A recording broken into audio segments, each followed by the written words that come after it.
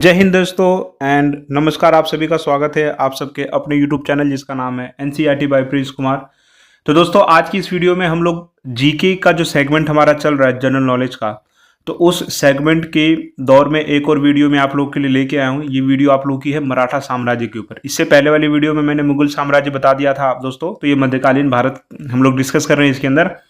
तो हम लोग आज बात करने वाले हैं आपके मराठा साम्राज्य के इतिहास के बारे में। तो इसमें भी हम लोग जो है वन लाइनर फैक्ट्स, जो रिपीट फैक्ट्स हैं, जो मोस्ट एक्सपेक्टेड है, इंपॉर्टेंट फैक्ट्स है, वो हम लोग डिस्कस करने वाले हैं। जो हर बार सवाल आप लोगों का यहीं से पूछा जाता है, तो हम लोग इस वीडियो के अंदर ये तमाम चीज़ें जो हैं देखने वाले हैं बहुत बेहतरीन तरीके से।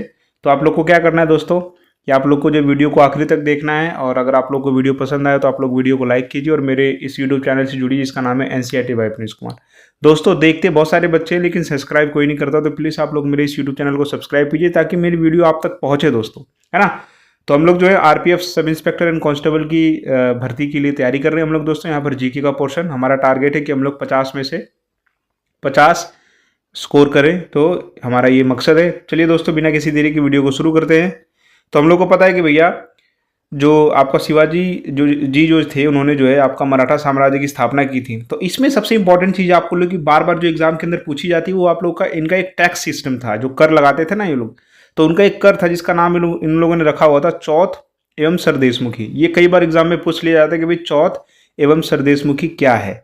तो आप लोग को पता होना चाहिए कि भैया ये जो है मराठा साम्राज्य के जो प्रशासक थे, जो शासक थे, वो एक टैक्स पॉलिसी इनकी थी, ठीक है। तो ये जो चौथ एवं सरदेशमुखी था नामक कर शिवाजी के द्वारा लगाया गया था। चौथ का मतलब क्या होता है दोस्तों? किसी एक क्षेत्र को बर्बाद न करने के बदले दी जाने वाली रकम को क्या कहा गया? चौथ कहा गया। और सरदेशमुखी का मतलब क्या होता है? इसके हक का दावा करके शिवाजी स्वयं को क्या सर्वश्रेष्ठ देशमुख प्रस्तुत करना चाहते थे, ठीक है। तो आप लोग को पता होना चाहिए कि चौथ और सरदेशमुखी जो था एक प्रकार का टैक्स था। आगे बात करते हैं हम लोग दोस्तों, और इसके अंदर सबसे इंपॉर्टेंट क्या है ये आप लोग को पता होना। चौथ है सरदेशमुखी। उसके बाद में आप लोगों से पूछा जाएगा कई सारी जो है इसके अंदर संधियाँ हुई हैं, कई सारी जो है संधियाँ हुई हैं, जो बहुत फेमस संधि है वो मैं आप लोग को बताता हूँ। सबसे पहले आती है सूरत की संधि।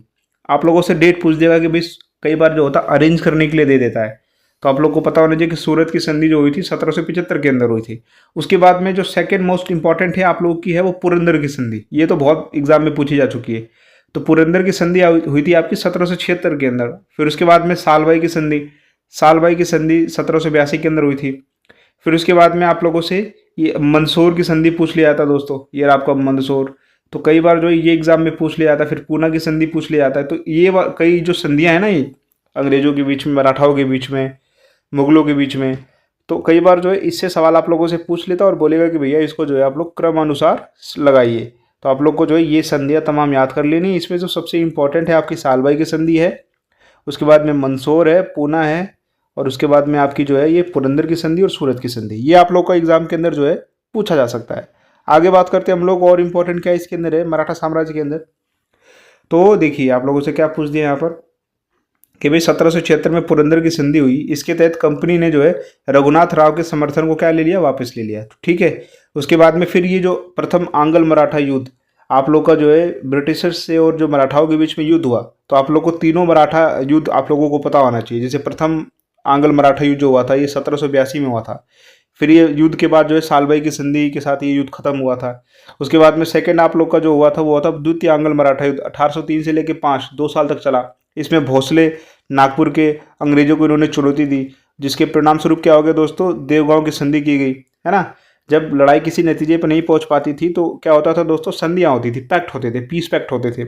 इसी तरह से तीसरा आंग्ल मराठा युद्ध जो हुआ था आपका 1817 से 19 ये युद्ध हुआ। इसके बाद में आपका जो है मराठा शक्ति और पेशवा के वंशानुगत पद को क्या कर दिया गया? समाप्त कर दिया गया, ठीक है। तो ये आप लोगों को पता होना चाहिए। फिर उसके बाद में आप लोगों से क्या पूछा जाएगा?